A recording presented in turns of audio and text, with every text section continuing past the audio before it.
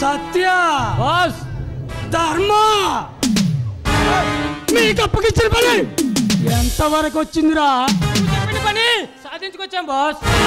Boss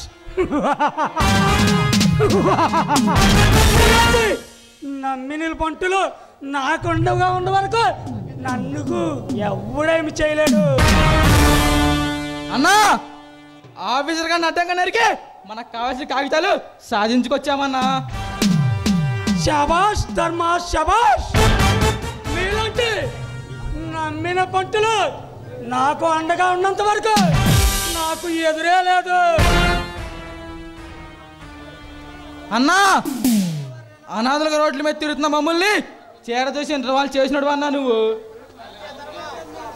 సత్య ధర్మ మీలాంటి వాళ్ళు నాకు అండగా ఉన్నంత వరకు ఈ రాష్ట్రాన్ని ఉచ్చకారిస్తా. అన్నా మీ పేరు ఉంటే సప్త సముద్రాలు ఉప్పొంగిపోతాయి. మీరు వస్తున్నారంటే ప్రాణాలు గుప్పిట్లో పెట్టిపోతారన్నా ఈ జనం.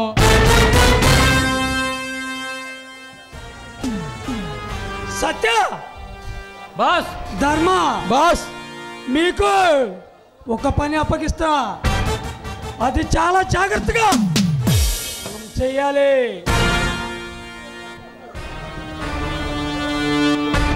చెప్పండి బాస్. అది ఎంత పైన సరే దాని మీద సాధించుకొస్తాం బాస్.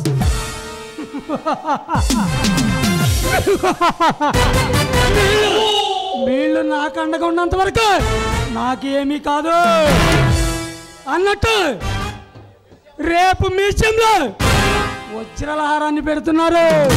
దాన్ని ఎలాగైనా మన సొంతం చేసుకోవాలి. మనకే లాభం బాస్. బాస్ అదంతా రిస్క్ కూడిన పని కదా. అది ఎంత రిస్క్ కూడిన పనైనా అదే మన సొంతం కావాలి. అది మన సొంతమైన మరుక్షణం ఈ ఇతర దేశాల వాళ్ళు కోట్లు కోట్లు దమ్మురిచ్చి కొంటారా. మీ ఆలోచన అమోఘం బాస్. బాస్ ఆ వజ్రహారాన్ని మనం ఎలాగైనా సాధించుకోవాలి. నేను చెప్పేది జాగ్రత్తగా వినండి. దాన్ని ఎలాగైనా మన సొంతం చేసుకోవాలి. అది మన సొంతం అయితే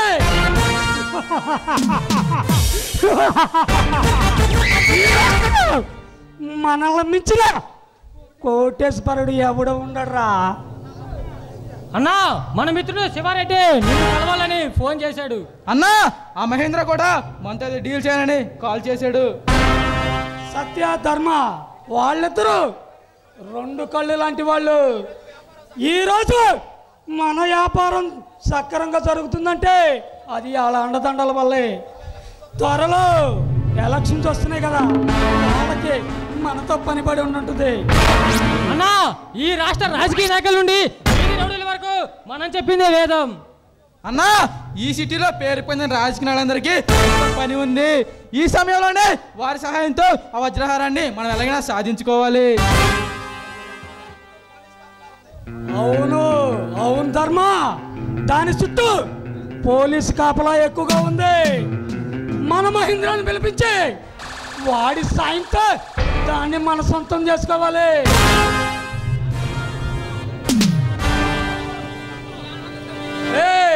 ఈ ఆనంద సమయంలో మన లక్ష పాపను పిలిచి ఇందు చేసుకోండిరా. అలాగే బాస్.